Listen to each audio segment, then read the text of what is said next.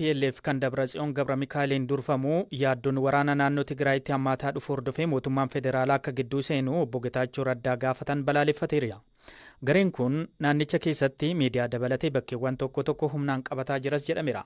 Ameerikaa fi biyyoonni biroo ammoo muddamni naannoo Tigraay keessatti hammaataa jiru karaa mariin akka furamuu qabu waamicha taasisanii jiru. Hiikaa fi tasaa gabaasa dabalataa qaba. Gareen TPLF kan Dr. Dabratsiyoon Gabra Mikaa'eliin durfamuu fi raayyaan naannichaa gara isaa jiru ibsa roobii galgala baaseen waamichi bulchiinsi yeroo obbo Getaachoon durfamu gidduu seentummaa mootummaa federaalaaf dhiyeesse balaaleffate. Ibsi garee Dr. Dabratsiyoon murtee ajajoota waraanaa dhorkaa kaa'u obbo Getaachoon jalqaba torban kanaatti dabarsan waliigaltee Piriitooriyaa kan cabsedha jechuunis morme. Dabaluunis waamichi mootummaa Getaachoon durfamu kallattii fi alkallattiin qaama sadaffaa Tigraay keessa gidduu akka seenuuf dhiyeesse gantummaa biyyaalessaa ifatti kan mul'isu waan ta'eef waliigaltee Piriitooriyaas balaaf waan saaxiluuf guutummaatti fudhatama hin qabu jedheera. Bulchiinsi yeroo Tigraay kan waliigaltee Piriitooriyaa sadaasa bara 2022 mallattaa'een hundeeffame haleellaa namoota nagaa irratti raawwatamuu fi naannicha diiguun raawwatamuu kaasuun gargaarsa mootummaa giddugalaa gaafate. Haa ta'u malee gareen Dr. Dabratsiyoon sochiin heera fi olaantummaa seeraa humnoota nageenya Tigraayin eegalame kan adeemsa waliigaltee nagaa Piriitooriyaa kabaju malee kan diigu miti jechuun morme. Ibsi biiroon kominikeeshinii bulchiinsa yeroo naannichaa roobii kaleessaa baasee waliigaltee Piriitooriyaa cabsaa kan jiru yoo ta'u mootummaan deebi'ee walitti bu'iinsa keessa akka seenu sodaa qaba jedheera.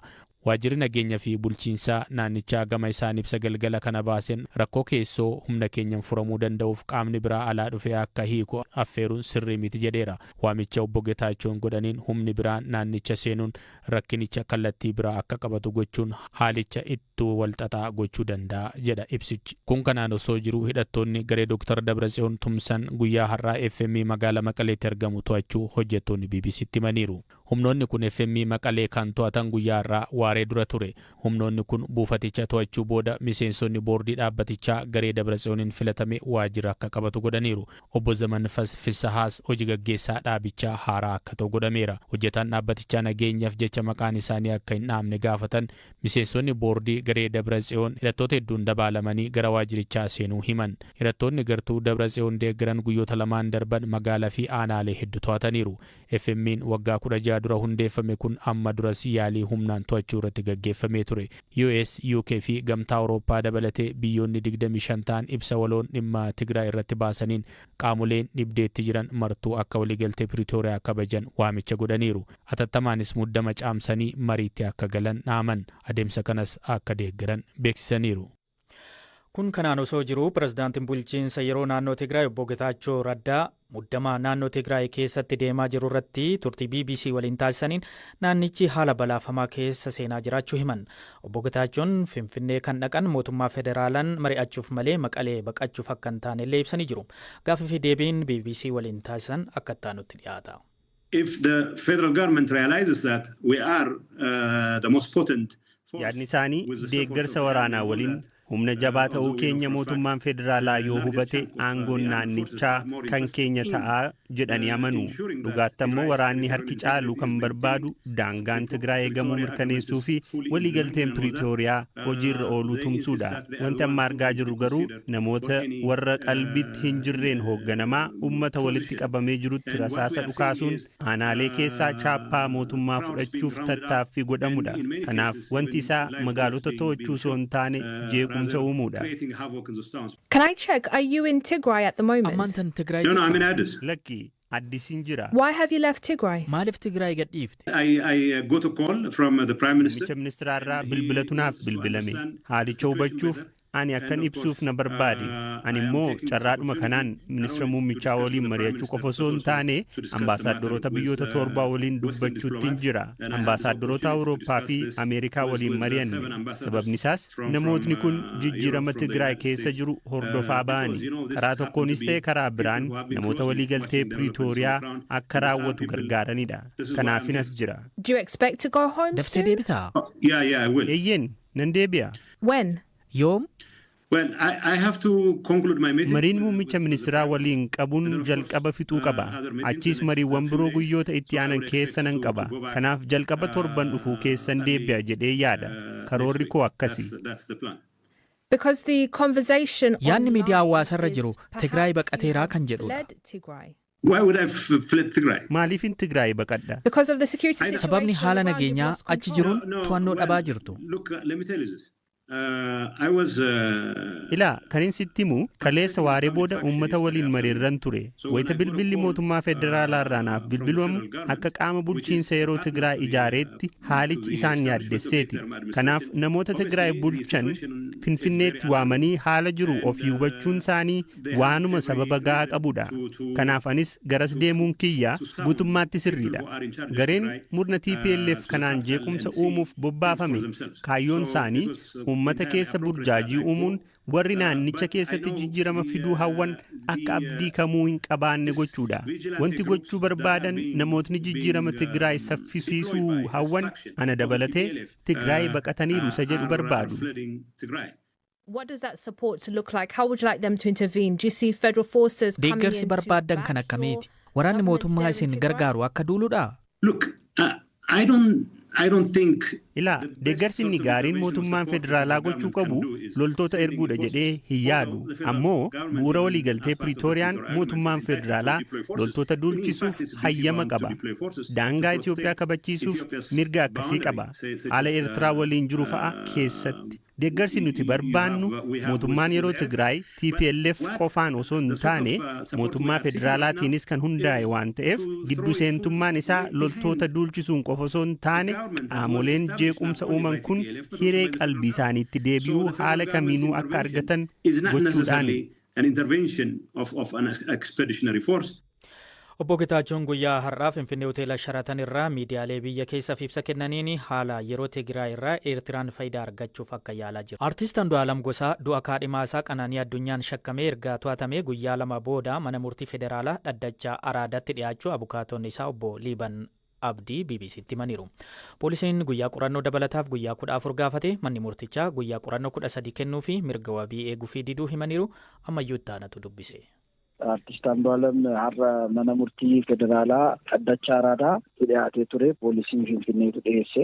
Namni waliin dhiyaate namni biraan dhiyaanne anaaf isatu dhiyaate. Maal jedhame har'a? Qorataan maal jedhaa guyyaa tokko Maggaabitii 7 guyyaa tokko 2017 gara sa'a 10tti hiriyyaan isaa foobii 5 kuftee argamte jedhanii isa waliin waan jiraatuuf waggaa darban lamaaf isa shakkinee to'annoo seeraa jala oolchinee jirra. Kanaafuu fakkii kanaan kaanee qorannoo akka geggeessinuuf guyyaan 14 nufaa kennamu jedhanii gaafatanii haga ammaa ashaaraa kaasuunis ashaaraa kaasuu isaanii askiree mirmaraan akka godhamu hospitaala geessuu isaanii ragaa namaallee sassaabaa akka jiran kana godhaniiru. Amma footoogiraafii walii galmee waliin walitti qabsiisuuf ragaa namootaa qaalii fudhachuudhaaf askiree mirmaraa wuxeetiin immoo haga dhufuuf mirmaraa waan goonuuf guyyaan 14 nufaa kennamu jedhanii gaafatan. Immoo waliin jiraachuu malee gidduu isaaniitti homaa rakkoon akka hin jiraanne guyyaa sanis nagaan oolanii isheen footoo ka'aa innis hiriyoota isaa waliin koonsartiidhaaf qophaa'aa ture. Nagaan oolanii galgala akka seenan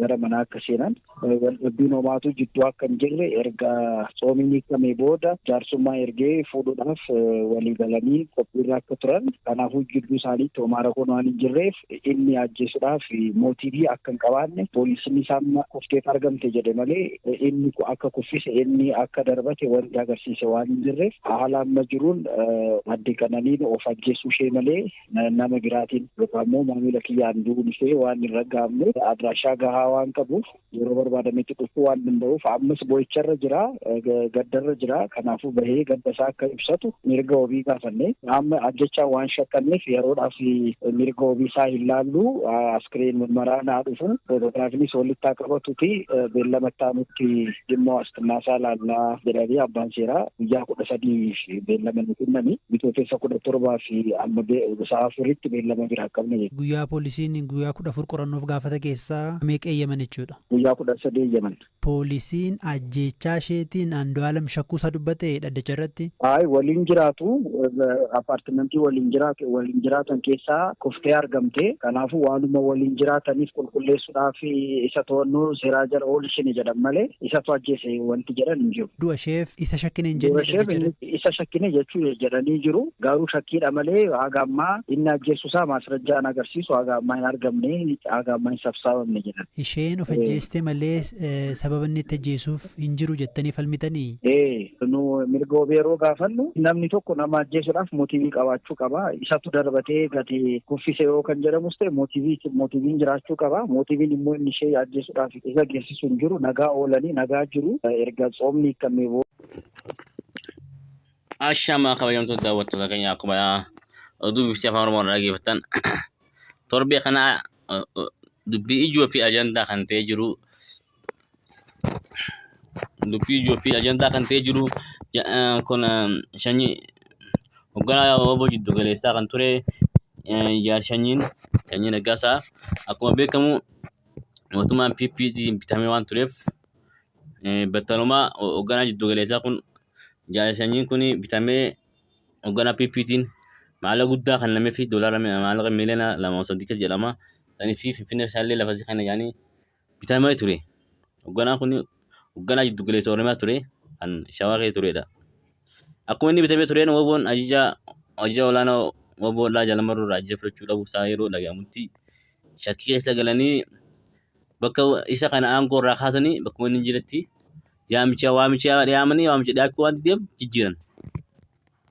Akkuma jijjiiraniin booda hogganaa Jiddu Galeessaa woboo kan biraa godhamee jira. Yeroo ammaa kanatti addi bilisa baasa Oromoodha. Woboon kan qabsaa jiru. Woboon ammallee kan qabsaa'e gaara jira. Woboon bosona jira. Addi bilisummaa Oromoo jechuun woboo isa Jaalmarroon hogganamu isa amma yeroo ammaa kanatti bosona jirudha.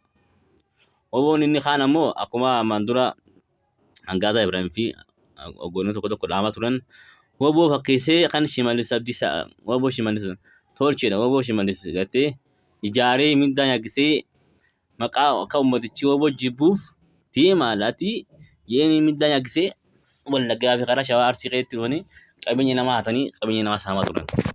Akka wobootti uffata yuunifoormii qabanii alaabaa deddeemanii si saaman qabeenya namaa saaman nama zarafan. Kana kun woboo Shimallis dhaabedha. Woboo Shimallis wanni kaayyoon Shimallis woboo biraa hundeesseefis akka namni woboo qabsaa'aa Oromoodhaa isi dhugaa kana. Isi qabu woboon tun hattuudhaa woboo qabeenya namaa saamtuu woboo kanaatti jedhee akka jibbu akka uummanni woboo hin jaalanne godhuudhaaf woboo biraachuu if ijaaree mindaa nyaagisee hanga namoota 100 kan ta'u jechuun Arsii Shawaa fi Wallaggaa keessatti bobbaase. Yeroo ammaa kanaatti jaalshanyiin yeroo galu qullaa gale. Jaalshanyiin nama 2-3 qofa eedduu waaddaatiif nama 2-3 malee inni akka jirutti woboon kaan garaagaltee karaa ajajaa Jaalmarrootiin garaagaltee hogganaa biraa qabdi. Ajajaa biraatiin jirti. Yeroo kanatti jaalshanyiin warreen isaa wajjin unataan nama 4-5 qofa. Sanuu meeshaa waraanaa irraa fudhatameeti. Mee kunoo hogganaa Jiddu Galeessaa Sanyii Naggaasaa mee kunoo qawweedhaan maan deemin hidhannoo maan galchin qawwee meeshaa gurguddoo qabdu maan garsiisin mee woboo maan galti sunuu qawwee woboo meeshaa garsiis galte jirti qawwee takka dhuqii meeshaa harka kaanitti kan footootti kaa'aa jiran. Kun ajandaa uummata Oromoo ittiin burjaajisuudhaaf yookaan qabsoo Oromoodhaan bilisummaa Oromootaan warra gaarii jiran kana hamilee cabsuudhaan akka woboon galtee fakkeessanii akka uummatichi wobootaan jibbu godhuudhaaf shira xamaa jiru. Kanaaf woboon marii jira injifannoo kan uummata Oromootti.